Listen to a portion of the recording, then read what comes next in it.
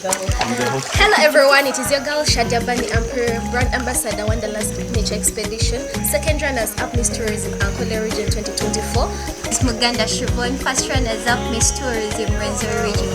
I'm here to remind and invite you for a safari, splash, wild adventure and water fun that is going to take place on the 31st of August at Kingfisher in Nyoola.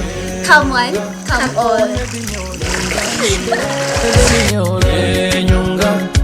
Baby Nyoola, yeah, baby Nyoola, Nyonga, baby Nyoola, Nyonga, baby Nyoola, Nyonga, baby Nyoola, Nyonga, bari barera. Nibashona bazikona yagaye, batubo yarasaze n'ubikanombe, bajya bavuga kunshukura nk'ikirombe, bakanabeshya ko taruwa danje, nyamara burya ninjye uvunika.